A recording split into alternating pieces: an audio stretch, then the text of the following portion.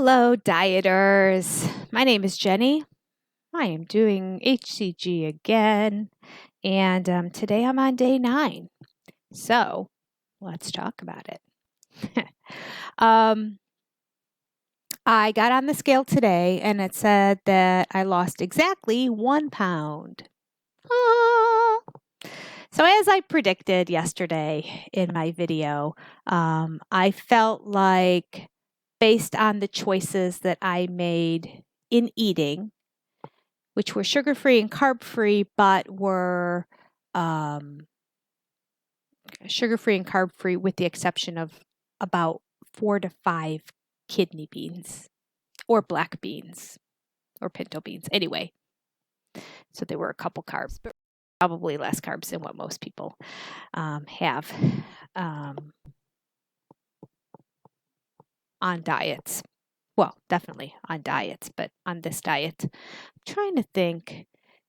Way less carbs than an apple has, that's for sure. So still keeping myself in ketosis, but the scale had gone up today. So as predicted, I thought that there was water retention relating to the different type of foods I was having with a higher sodium content or just different foods, or just eating more food. We learned about that, how when you eat more food that your body also retains more water that way. It also holds on to water when you start to lose weight. So you got that factor. I mean, there's so many things that result in water retention that a fluctuating scale is not uncommon. So don't let it dismay you. All right. So I lost 1 pound, which was exciting. Okay, so I had 2 days of not eating great, not being horrible, again, not falling off the wagon bad, but not being strict to the protocol. Got back on the protocol yesterday, lost 1 pound today. So I think it was just a matter of yesterday kind of readjusting, getting my body back on track. And we are 9 days in and I've lost 11.3 pounds. I mean, does HCG work or does HCG work? For whatever reason, it's the only diet that's ever worked for me. The only one. All right. That being said, I have to remember to put the drops out for my friend to pick them up today. What are we going to talk about today? We're not going to talk very long. We're just going to talk about the next part of the protocol that I've come across, which is talking about water consumption, which is going to be interesting for some and a review for many. But nevertheless, I want to make sure I give you all the information over the course of this 30 days that I'll be doing this, and give you something else to chew on that's more meaty than just me talking about how much I lost or didn't lose and why I think I lost or didn't lose it. Oh, by the way, I didn't do the smooth move tea. It was just a busy day. I didn't get around to doing much. I didn't get around to my emails. I didn't get on the computer. I had a lot to do and didn't even think about the smooth move tea. Now, the upside of that is that I'm clearly not uncomfortable and feeling constipated. However, I have gone 9 days without a bowel movement. The upside of that, too, is the day that it happens will be a good day on the scale. So the fact that I've lost 11.3 pounds and haven't had one bowel movement since going on P2 is exciting because I have eaten food for 9 days. Granted, my body has been burning and using most of it, and there hasn't been a whole lot of it, so I wouldn't expect myself. But 9 days, usually around 10 days is where I start to go, yeah, I should really try to encourage some other way. Some people can get bowel movements to come simply by drinking more water. So let's talk about water here today. This is what the protocol says. I'll read it directly. Patients are usually hard to convince that the amount of water they retain has nothing to do with the amount of water they drink. When the body is forced to retain water, it will do this at all costs. If the fluid intake is insufficient to provide all the water required, the body withholds water from the kidneys and the urine becomes scanty and highly concentrated, imposing a certain strain on the kidneys. Not good, folks, not good. If that is insufficient, excess water will be withdrawn from the intestinal tract and the result that the feces becomes hard and dry. On the other hand, if a patient drinks more than his body requires, the surplus is promptly and easily eliminated. Trying to prevent the body from retaining water by drinking less is therefore not only futile, but even harmful. Okay, simply put, drink as much water as you possibly can. Drinking water is good. All right, so here is the science behind it. Let's connect this with bowel movements since he talked about that a little bit in here. All right, we'll backtrack. First of all, it is bad for your kidneys if you are not drinking enough water. Your urine becomes very concentrated. If you notice that it's not clear anymore and it starts to become yellowish, your pee should be clear. You should be able to read a newspaper through it. It should not be yellow. Yellow is an indication you're not drinking enough water, folks. So if it's clearer than clear, you need to be drinking more. Let's just leave it at that. The less water you drink, the more yellow and a strong urine smell you will smell as well. The strong smell of urine goes away when you start drinking a lot of water and your pee becomes clear. So drink as much as you possibly can. That's always a sign for me. With the exception of the multivitamin, I do take a multivitamin that makes my pee like neon yellow. But I know that neon yellow, and it's an indication. And it's usually just right after taking the vitamins, a couple hours within taking the vitamins. After that, once I start to pee a couple times, it'll go away. And then I trust that it's clear. And if it's not clear, I know that I need to be drinking more. But that almost never gets there because I drink a lot of water throughout the course of the day, a lot more than I need to. So that's a good thing. The reason I drink so much water is because when I had the ruptured appendix and I struggled with constipation, my surgeon told me that you could take a mild laxative or you may be able to self-correct it just by drinking a lot of water. And I'm like, that's those homemade remedies and you should do this. And then he's like, no, seriously. The only thing a suppository or laxative is going to do is it's going to bring water from your body into your intestines. And that's all it does. And I'm like, I really thought that it just stimulated something and it made things go faster and all that. And he said, no, all it's going to do is bring water in. So if you're drinking a lot of extra water, then you have that water that goes into your intestines naturally. For whatever reason, though, I've gone 9 days and I drink a ton of water.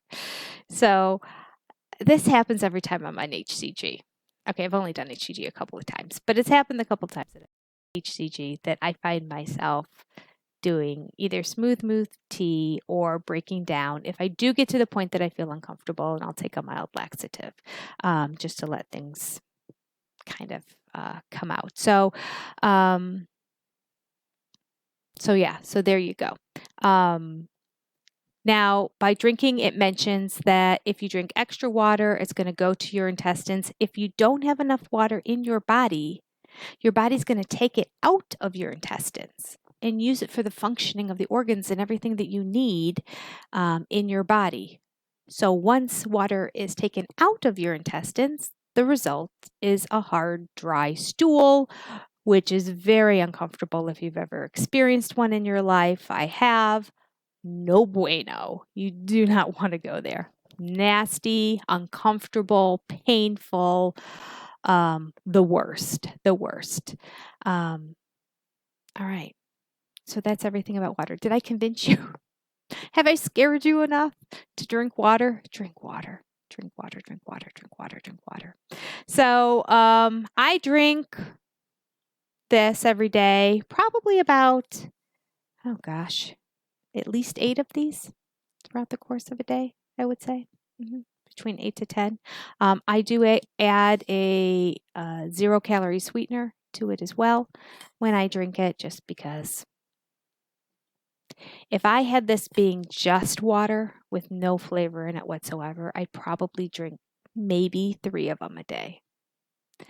Just have to force myself. I mean, I can drink more water while I'm eating a meal, but with the flavor in it, I will sip and drink this stuff all day long. And I asked my surgeon about it, and he said it's perfectly fine. He said specifically, you want Crystal Light? You want any of those out there? Because I said, can I add a low calorie sweetener to it? And he said, yes, you can add a low calorie or calorie sweetener. It doesn't matter. Sweeten the water. As long as it's water based, it's going to have the same effect on you. Obviously, we can have the debate on whether adding an artificial sweetener is good or bad, but in terms of just constipation and the overall health of the colon and keeping everything moving, as long as it's water-based, you're good. All right. All right. That's it for today. Tomorrow is day number 10.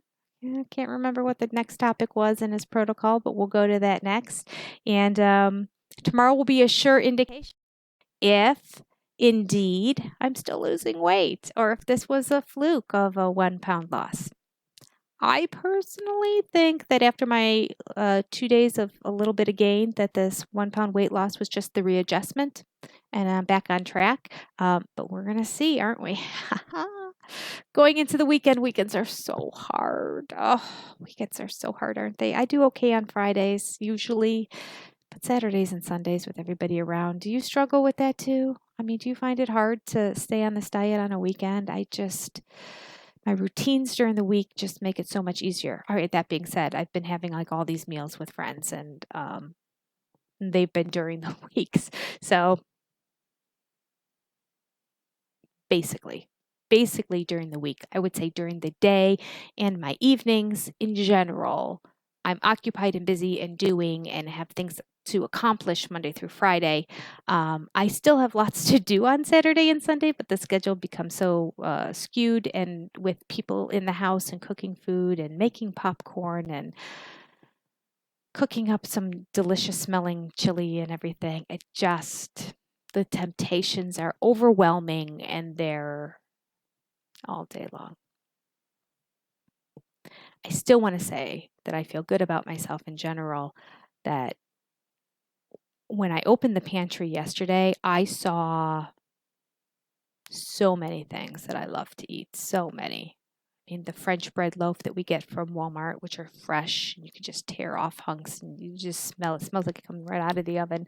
A couple of those were in there. I mean, the vast amount of chips and pretzels and popcorn and things that are in the pantry are there as well. A lot of desserts. Ice cream doesn't really tempt me. There's ice cream in the freezer. My husband likes to buy that for himself. Cheese and tortilla. In the freezer though, there's taquitos and the little mini tacos and all those kind of like fun heat them up real quick in the microwave foods that we usually have here because my son comes home from school and usually only has about 20 minutes and he turns around and goes off to work. Sometimes it's nice for him to just heat up some taquitos in the microwave or toaster oven or some of those mini tacos or the little sandwiches, the pita breads that have chicken and cheese in them that you get. I don't know what they're called, but I get them at Costco too in a box. These are all Costco things. All those are in my freezer, which I could eat all day long. I haven't touched any of them. So the fact that I ate a burger without a bun and chose a side salad over French fries yesterday, I'll say, proud of myself. Proud of myself. All right. So it's not perfect. Who's perfect? I'm not. First to admit it. But the good news is numbers are coming down and I'm on track. I still have another. All right. Let me take a look here. I have another over 10 more days, about 13 more days before I go to my day of it's not going to be good. It's not going to be good. It's not going to be good. My evening of spending the night with my girlfriends overnight. And then after that, I have another 10 days before my trip out to California to visit my daughter. So one would think I would just stop it, HCG altogether when it comes to that evening. But I mean, we'll address it when the time comes. I don't think I'm gonna. I'm gonna see how things go. It might be a mini experiment for me here. All right, you take care. I'll talk to you tomorrow.